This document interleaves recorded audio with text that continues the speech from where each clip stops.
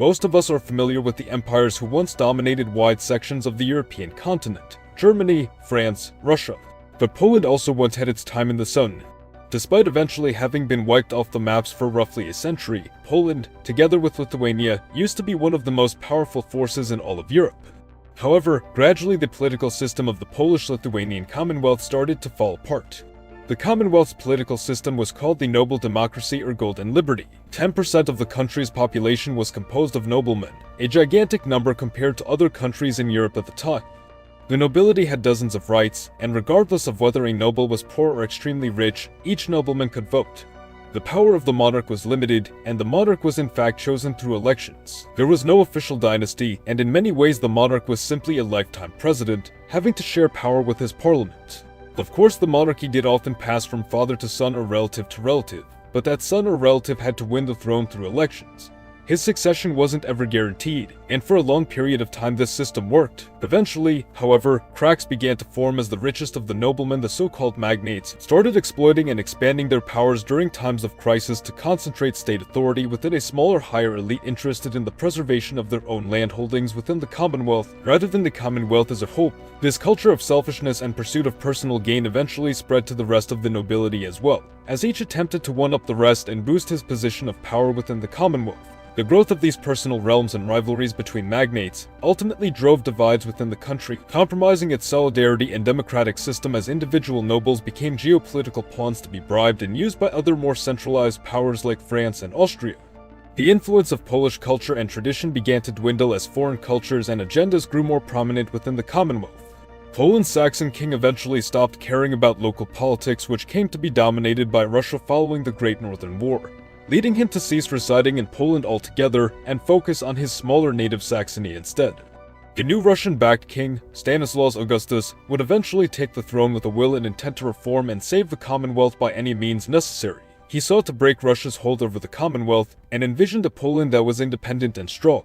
Such ambition was threatening to Poland's neighbors, who saw the Poles as a lost cause, too chaotic in its present form to be of any value, and too dangerous if it were to become fully sovereign once again.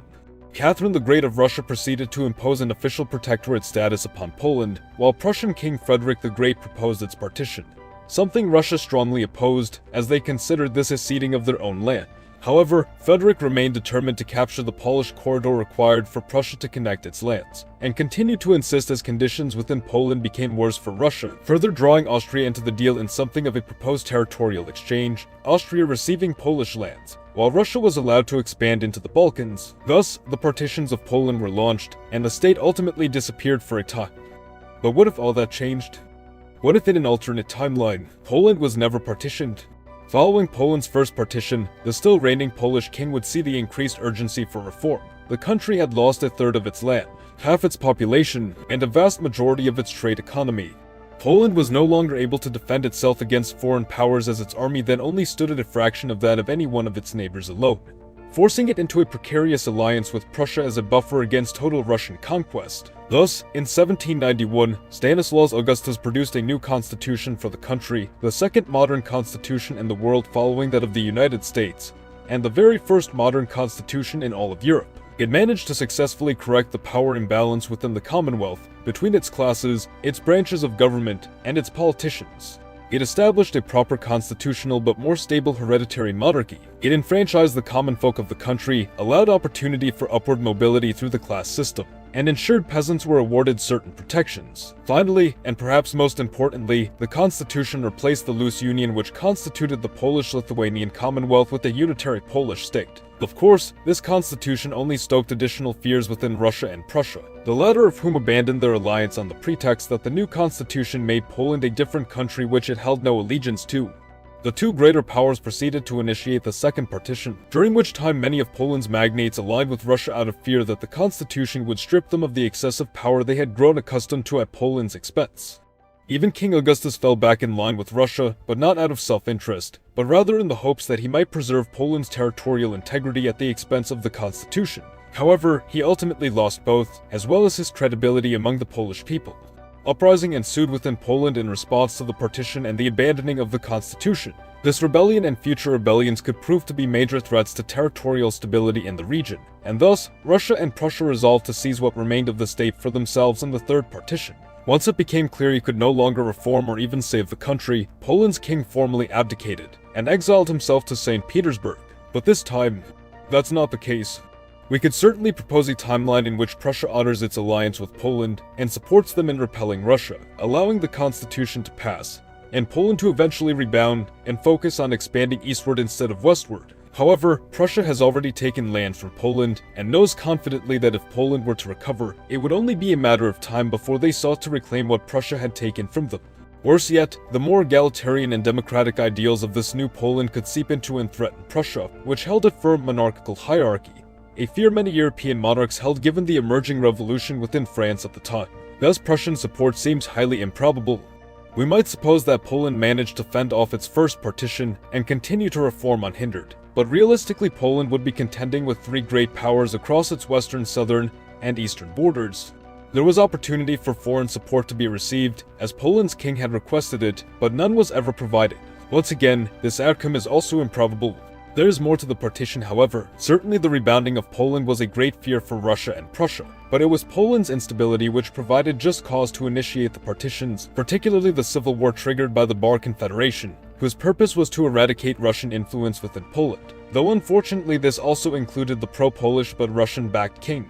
This conflict ultimately weakened both Poland and the Ottoman Empire, who was the only local power to openly oppose Poland's partition later down the line, and who got clumsily dragged into this conflict during a time of instability. Had the Bar Confederation not arisen when it had, Poland would find itself in a stronger state, and have much more manpower to draw upon it than when a partition occurred.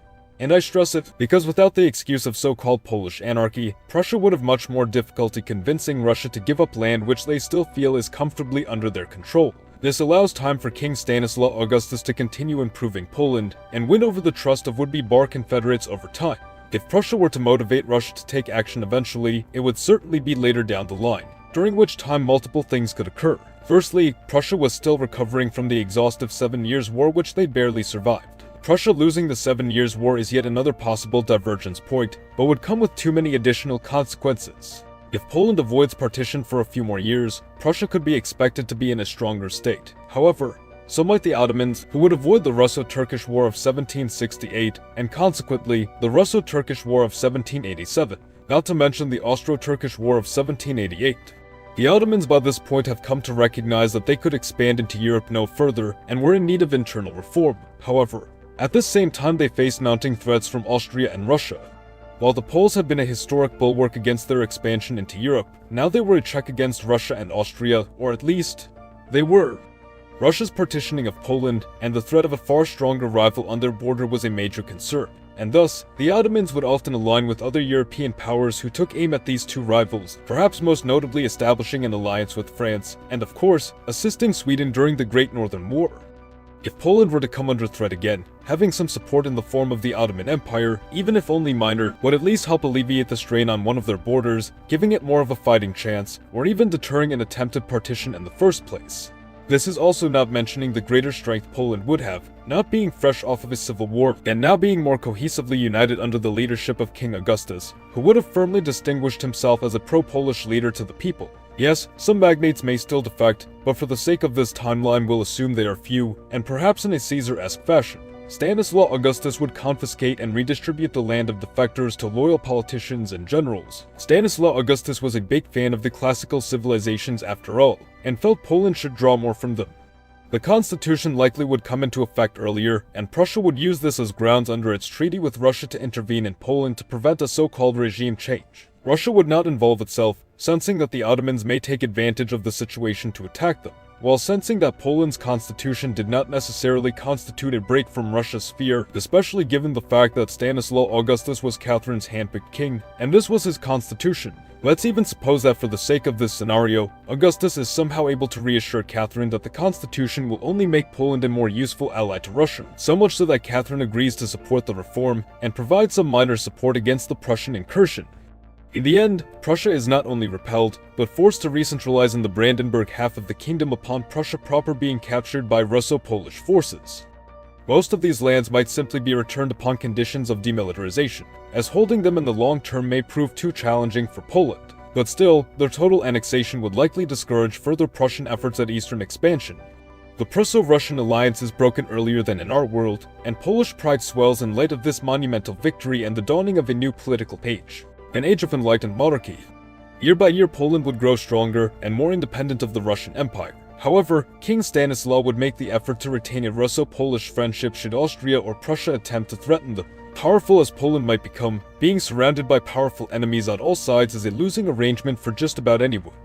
Without Polish land to expand into, Austria and Russia would instead direct their attention southward to the Ottoman-controlled Balkans. The rise to prominence of Prussia had been of great consequence to the Ottomans, as their rise worked to redirect Austro-Russian attention away from the Balkans and allow a brief period of peace and attempted recovery since their massive fall from grace during the Great Turkish War. However, I say attempted because despite the empire's best efforts, the conclusion of this conflict had really kicked off Ottoman decline for the following centuries. While Poland's survival in the absence of the Bar Confederation would delay the Russo- and Austro-Turkish wars in this timeline, they inevitably still occur given Russian expansionism and the rivalry which existed between Russia's Orthodox pan-Slavic vision for the Balkans and Austria's Catholic vision for the region. As in our world, Austria is torn between balancing itself as a Germanic, Balkan, and Roman power, allowing Russia to carry the advantage of a more focused expansion plan. More so now with a stronger Poland by its side. However, Poland's Catholic faith may at times leave it more sympathetic to Austria, possibly sowing the seeds for the Poles to play the Russians and Austrians against one another for its own benefit. The true turning point in Poland's allegiance would be the outbreak of the French Revolutionary Wars and the subsequent Napoleonic Wars. In our timeline, following the loss of their state, the Poles were among Napoleon's most dedicated supporters, holding true to his ideals of nationalism and enlightened monarchy, but more than anything else, the idea that he might restore the Polish state, and he certainly did to a degree, re-establishing a smaller duchy of Warsaw, which was reabsorbed by the other powers upon Napoleon's defeat. With that said, the Poles, with their new constitution, might find themselves sympathetic to the revolutionary French and Napoleon. At the same time, Poland also needs to consider its own position on the continent in relation to its anti-reform and anti-French neighbors. In all likelihood, the Poles would demonstrate initial restraint in relations with France, but come to stand in line with the rest of Europe as the coalition wars began, only to once more change sides upon realizing the capabilities of Napoleon, and now with Austria and Prussia at France's mercy. This was Poland's opportunity to rebound substantially at the expense of its neighbors. Poland would formally break with Russia to align with France and conquer both Saxony and Silesia for itself. Poland would be welcomed into the continental system, and its annexations would be accepted by Napoleon with the promise of more.